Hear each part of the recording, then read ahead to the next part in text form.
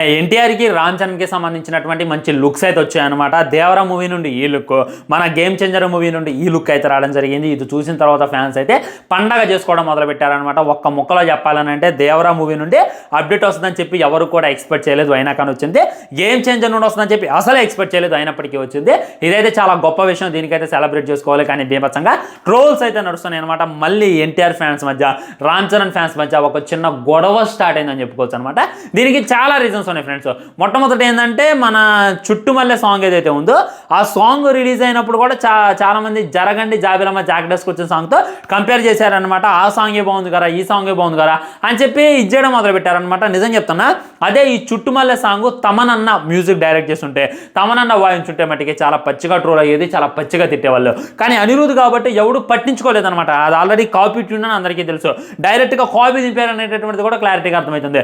అయినప్పటికీ బీభత్సమైనటువంటి వ్యూస్ వస్తుంటే బీభత్సంగా క్రేజ్ అయితే పెరుగుతుంది, రీల్స్ అయితే అల్లాడిస్తుంది అనమాట. మీరు ఇన్స్టాగ్రామ్ ఒకసారి ఓపెన్ చేసి చూడండి, అందులో ప్రతి ఒక్కళ్ళు చుట్టుమల్లె ఉండొచ్చు, ఈ దావుది సాంగ్ ఉండొచ్చు, ఫుల్గా రీల్స్ అయితే ట్రెండ్ అవుతున్నాయి అనమాట. కానీ గేమ్ చేంజర్ సాంగ్ వచ్చినప్పుడు ఎందుకంత ట్రెండ్ కాలేదు, ఎందుకంత ఇది కాలేదు అనేటటువంటి క్వశ్చన్లు కూడా చాలా గట్టిగా వినపడుతున్నాయి. కొద్దిసేపు రామ్ చరణ్ని, కొద్దిసేపు ఎన్టీఆర్ గారిని పక్కన పెడదాం. మరి ఎందుకు ఈ చుట్టుమల్లె సాంగ్కి, ఈ దావుదే సాంగ్ వచ్చినటువంటి క్రేజ్ దానికి ఎందుకు రాలేదు అనేటటువంటిది క్లారిటీగా మాట్లాడాలంటే బ్రాండ్ అనమాట.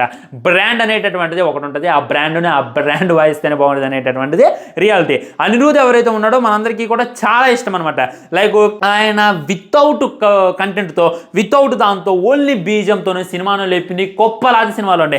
అప్పుడప్పుడే వచ్చినటువంటి జైలర్ సినిమా కానుండి, అంతకుముందు వచ్చిన లియో ఉండొచ్చు, విక్రమ్ ఉండొచ్చు, ప్రతి సినిమా కూడా తను వేరే లెవెల్ బీజం ఇచ్చిండు, వేరే లెవెల్ సాంగ్స్ ఇచ్చిండు. తన సినిమాలో 1 లేదా 2 సాంగ్స్ మట్టికే ఉంటాయి అనమాట, అయినప్పటికీ అవైతే ట్రెండింగ్గా మారుతాయి. సో ఇక్కడ ఒక బ్రాండ్ అయితే క్రియేట్ చేసుకుంటే అనిరుద్ధ్ కాపీ కొట్టాడు. కాపీ కొట్టినా కానీ మన దగ్గర కొట్టడం, మనకు తెలియని కాపీ కొట్టే మనకి కొత్తగా పరిచయం చేసేటటువంటి ప్రయత్నం చేస్తానని చెప్పి అనిరుద్ధ్కి అయితే పడింది.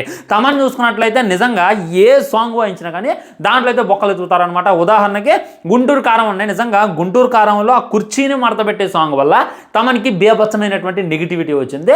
కానీ ఆ మదర్ ఎమోషన్స్ అప్పుడు అండ్ కొన్ని సాంగ్స్ ఉంటాయి అనమాట, ఒకసారి బీజం అబ్జర్వ్ చేయండి, ఆ బీటింగ్ అబ్జర్వ్ చేయండి, ఆ లిరిక్స్ అబ్జర్వ్ చేయండి, మైండ్ దొబ్బిది అనమాట. అసలు తమనేది ఈ రేంజ్లో ఇచ్చిండు అనేటటువంటిది క్లారిటీగా అర్థమైంది. కాకపోతే తను చేసినటువంటి పెద్ద మిస్టేక్ ఏంటంటే ఈ కుర్చీని మడతపెట్టి అనేటటువంటి బూత్ సూపర్ స్టార్కి వాడిండు, ఇంక ఇదేనా ఈ రకమైనటువంటి లంగా స్లాంగ్స్ వాడటం ఏంది అని చెప్పి అక్కడైతే తనకి నెగిటివిటీ అయితే మొదలైంది అనమాట.